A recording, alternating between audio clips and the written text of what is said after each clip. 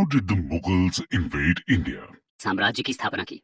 दोस्तों, भारत दुनिया के कुछ उन चंद देशों में है जिसका इतिहास काफी कॉम्प्लेक्स लेकिन फिर भी काफी इंटरेस्टिंग रहा है। पिछले 5000 सालों में यहाँ कई सभ्यताओं का जन्म हुआ जो दुनिया भर के लिए मिसाल बनी। अपनी डाइवर्सिटी के चलते इस देश ने कई तरह के छोटे बड़े किंगडम्स और रूलर्स भी देखे जो आपस में संघर्ष करते रहे। लेकिन दोस्तों, भारत में कई ऐसे साम्राज्य भी हुए जिन्होंने पूरे इंडियन सब कॉन्टिनेंट को यूनाइट करने का काम भी किया। इनमें एंशिएंट इंडिया के मौर्य और गुप्ता एम्पायर का उदाहरण सबसे महत्वपूर्ण माना जाता है। लेकिन फिर कई सालों के संघर्ष और कॉन्फ्लिक्ट के बाद मिडीवल इंडिया में भी एक ऐसे ही साम्राज्य की स्थापना 16th सेंचुरी में हुई जिसने भारतीय राजनीतिक इतिहास को बदल कर रख दिया। यह इतिहास मुगल साम्राज्य के नाम से जाना गया, जिसकी स्थापना 1526 में जहीरुद्दीन मोहम्मद बाबर ने की। इस वीडियो में हम इस बात पर भी चर्चा करेंगे कि मुगल साम्राज्य की स्थापना भारत में कैसे हुई। इस वीडियो में हम जानेंगे उन कारणों के बारे में जिनके चलते सेंट्रल एशिया के फरगाना वैली में जन्म लेने वाले बाबर ने भारत के पावरफुल दिल्ली सल्तनत पर अटैक करने की हिमाकत की और सुल्तान इब्राहिम लोदी को हराकर उस मुगल डायनेस्टी की स्थापना की जो इंडियन सबकॉन्टिनेंट में अगले लगभग 200 सालों तक अपने डोमिनेंस को बरकरार रखता है। तो चलिए शुरू करते हैं मुगल्स के इंडियन इन्वेजन की दास्तान को। बैकग्राउंड। दोस्तों, मुगल्स का इंडियन इन्वेजन कोई एक्सीडेंटल इन्वेजन नहीं था, बल्कि ये सेंट्रल एशिया और इंडिया में हो रहे कई इंपॉर्टेंट पॉलिटिकल डेवलपमेंट्स का आउटकम था।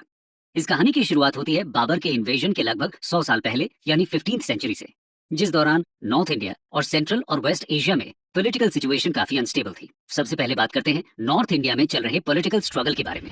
Struggle for empire in north India.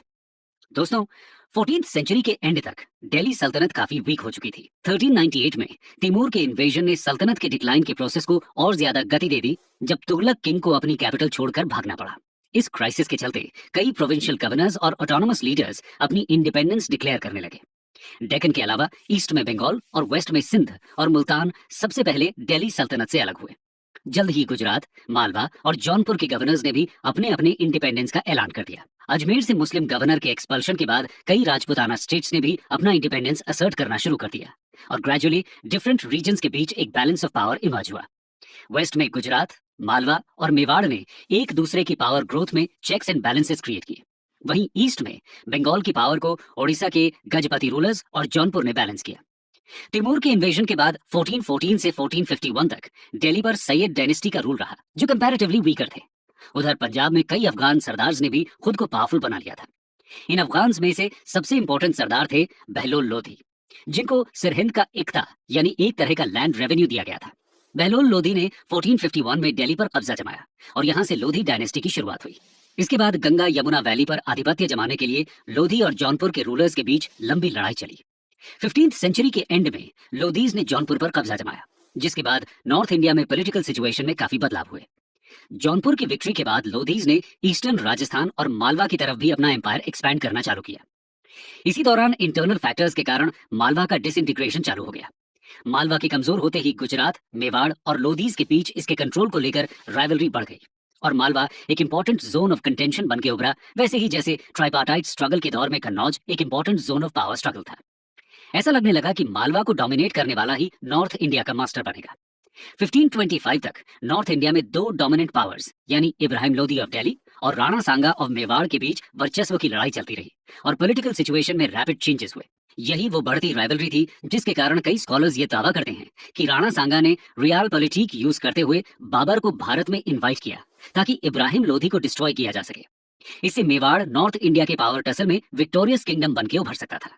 लेकिन राणा सांगा ने बाबर को इनवाइट किया या नहीं, इसकी हिस्टोरिसिटी को लेकर कई डिबेट्स हैं। काउंटर आर्ग्यूमेंट्स देने वाले स्कॉलर्स कहते हैं कि एक्चुअली बाबर को पंजाब के गवर्नर दौलत खान लोधी ने इनवाइट किया था, जिसके रिश्ते इब्राहिम लोधी के साथ अच्छे नहीं थे। सच जो भी हो, लेकिन एक बात यह भी है कि बाबर सिर्फ किसी के इन्विटेशन पर इंडिया आ जाता, यह आर्ग्यूमेंट काफी वीक है, क्योंकि कोई भी रूलर बिना पॉलिटिकल कैलकुलेशंस और अपने इंटरेस्ट के कोई अटैक जनरली नहीं करता। इसलिए बाबर के अटैक का सबसे ज्यादा इंपॉर्टेंट कॉज नॉर्थ इंडिया में डिस्टेबलाइज्ड पॉलिटी और परपेचुअल कॉन्फ्लिक्ट ही माना जाता है, along with a similar situation in Central Asia and West Asia, जिसकी चर्चा अब हम आगे करेंगे। Central Asia and Babur. दोस्तों, 15th सेंचुरी में सेंट्रल और वेस्ट एशिया में कुछ इंपॉर्टेंट चेंजेस देखने को मिले।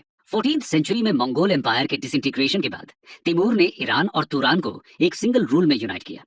तिमूर का एम्पायर लोअर वोल्गा से इंडस रिवर तक एक्सटेंडेड था, जिसमें एशिया माइनर यानी modern Turkey, Iran, Transoxiana, Afghanistan और पंजाब का कुछ पार्ट्स इंक्लूडेड थे।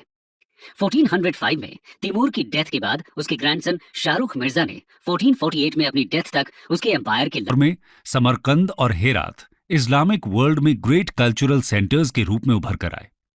समरकंद की इंपॉर्टेंस उसके सिल्क रूट से प्रॉक्सिमिटी के चलते भी थी। 15th सेंचुरी के सेकेंड हाफ में तिमुरिड्स की पावर रैपिडली डिक्लाइन होने लगी, जिसका मेन कारण था एक तिमुरिद ट्रेडिशन जिसके तहत एम्पायर को आपस में पार्टीशन कर दिया जाता था। ये डिवाइडेड प्रिंसिपैलिटीज आपस में लड़ती और उलझती रहती थी। इस बीच दो नए एलिमेंट्स को अपॉर्चुनिटी मिली। पहले थे नॉर्थ के उज़्बेक्स, जो कि एक टर्को मंगोल ट्राइब थी। ये एक सुन्नी सेक्ट के थे। दूसरे थे सफाविद्स, जिनका राइज वेस्ट में हुआ, जो शिया सेक्ट के थे। इन दोनों में सेक्टेरियन राइफ होना लाजमी था। एक तीसरी पावर ईरान के वेस्ट में उभर कर आई। ये थे ऑटोमन टर्क्स। इस तरह से 16th सेंचुरी एशिया में तीन माइटी एम्पायर्स के बीच कॉन्फ्लिक्ट का सीन सेट हो चुका था। खैर, 14 साल की उम्र में बाबर ने फरगाना को सक्सीड किया, जो ट्रांस ऑक्सियाना में एक छोटा सा स्टेट था। उज़्बेक डेंजर से बेखबर तिमुरिद प्रिंसेस आपस में ही लड़ते रहे। बाबर ने भी अपने अंकल से समरकंद को कॉन्कर करना चाहा, जिसमें 2 बार उसकी जीत भी हुई, पर वो अपनी जीत को सस्टेन नहीं कर पाया और दोनों बार तुरंत ही वो समरकंद हार भी गया। दूसरी बार उज़्बेक चीफ शबानी खान ने बाबर को डिफीट किया और समरकंद पर कब्जा कर लिया। जल्द ही शबानी खान ने बाकी बचे तिमुरिद किंगडम्स को भी ओवररन कर दिया, जिसके चलते बाबर को फोर्सफुली काबुल की तरफ मूव करना पड़ा, जिसको बाबर ने 1504 में कॉन्कर किया। 14 साल तक बाबर ने अपने होमलैंड समरकंद को वापस कॉन्कर करने का इंतजार किया। हेरात में रूल कर रहे अपने अंकल से बाबर ने हेल्प मांगी, पर वहां से भी इनकार कर दिया गया। अल्टीमेटली हेरात पर भी शैबानी खान ने कॉन्कर कर लिया। अब उज़्बेक्स और सफाविद्स में डायरेक्ट कॉन्फ्लिक्ट हुआ, क्योंकि दोनों ही हेरात पर रूल करना चाहते थे। मर्व के पास हुई 1510 की एक फेमस बैटल में सफाविद रूलर शाह इस्माइल ने उज़्बेक शबानी खान को डिफीट कर दिया और सफाविद्स ने बेंडेंट न मानकर एक तरह से गवर्नर की तरह ट्रीट किया। लेकिन बाबर का कंट्रोल समरकंद में फिर से कमजोर पड़ गया विद उज़्बेक रिवाइवल। उज़्बेक्स ने बाबर को फिर से डिफीट कर दिया। इसके साथ ही ऑटोमन सुल्तान ने 1514 में सफाविद डायनेस्टी को भी डिफीट कर उन्हें कमजोर किया और समरकंद पर उज़्बेक्स को रूल करने के लिए छोड़ दिया। इससे उज़्बेक्स का कंट्रोल समरकंद में और ज्यादा मजबूत हुआ, जो बाबर के सामने एक मैसिव चैलेंज था। इसके अलावा बाबर को अपनी नोबिलिटी से भी काफी ज्यादा रेजिस्टेंस फेस करना पड़ रहा था। इन सभी डेवलपमेंट्स के चलते बाबर के सेंट्रल एशियन एम्बिशंस सिर्फ एक फार फेच्ड ड्रीम की तरह रह गए और उसे मजबूरन इंडिया की तरफ अपना ध्यान केंद्रित करना पड़ा।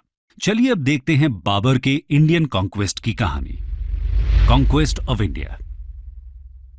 दोस्तों, इंडिया ने एंशिएंट टाइम्स से ही कई फॉरेन इन्वेजन्स देखे हैं, जिन्हें इंडिया के फैबुलस वेल्थ ने अट्रैक्ट किया था। बाबर के सक्सेसर्स के पास कई जेनरेशंस तक रहे। जब बाबर ने अफगानिस्तान को कॉन्कर किया तो उसको लगा कि इन एरियाज को कॉन्कर करना उसका लेजिटिमेट राइट है। काबुल के किंगडम से उसको कोई खास इनकम नहीं होती थी और पंजाब रिच था। ये भी कॉन्क्वेस्ट का एक कारण था। हिस्टोरियन अबुल फजल बताते हैं कि बाबर ने बदख्शान, कांधार और काबुल पर राज किया, पर आर्मी के रिक्वायरमेंट्स के लिए सफिशिएंट इनकम नहीं थी। इस लो इनकम के चलते अपने बेग्स यानी कमांडर्स और किंग्समैन के लिए भी इनकम देना मुश्किल था।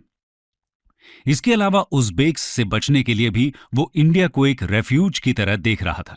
खैर, जैसा कि हमने पिछले सेक्शन में डिस्कस किया, नॉर्थ वेस्ट इंडिया में बाबर की एंट्री के लिए सिचुएशन सूटेबल थी due to perpetual conflict and weakened Lodi kingdom.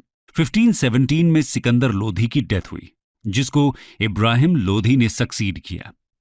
Punjab के गवर्नर दौलत खान लोधी एक पावरफुल अफगान चीफ था, जो भीरा के फ्रंटियर ट्रैक्ट्स को एनेक्स करके अपनी पोजीशन और स्ट्रांग करना चाहता था। 1518-19 में बाबर ने भीरा के पावरफुल फोर्ट को कॉन्कर किया। बाबर ने दौलत खान और इब्राहिम लोधी के पास लेटर्स और वर्बल मैसेजेस भेजे और ये मांग की कि टर्क्स को बिलोंग करने वाले एरियाज को सीड कर दिया जाए। बाबर के ऑनबॉय को दौलत खान ने लाहौर में कैप्चर कर लिया, और मिलने से इनकार कर दिया। बाबर जब काबुल वापस गया तो दौलत खान ने भीरा को कैप्चर करके बाबर के एजेंट्स को हटा दिया। 1520-21 में बाबर ने फिर से इंडस को क्रॉस किया और भीरा और सियालकोट को कॉन्कर कर लिया। इन दोनों फोर्ट्स को हिंदुस्तान का ट्विन गेटवेज कहा जाता है। इसके बाद उसने लाहौर को भी कैप्चर किया, लेकिन कांधार में एक रिवोल्ट के छिड़ जाने के कारण उसको वापस लौटना पड़ा। 1.5 ईयर के बाद बाबर का अटेंशन फिर से इंडिया की तरफ हुआ।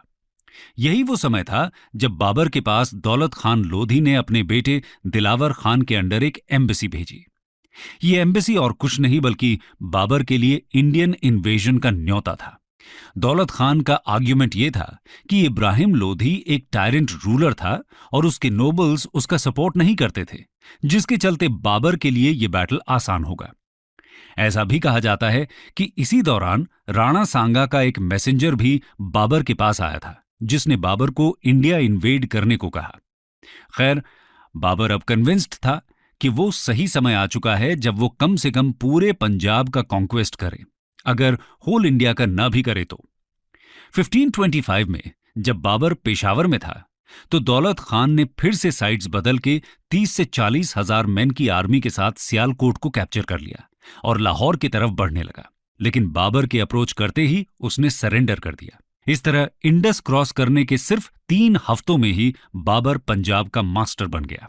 अब चलते हैं भारत के इतिहास के one of the landmark events में गिने जाने वाले फर्स्ट बैटल ऑफ पानीपत की तरफ और जानते हैं बाबर के इंडिया कॉन्क्वेस्ट के फाइनल स्टेप यानी दिल्ली के कॉन्क्वेस्ट के बारे में। The first battle of Panipat.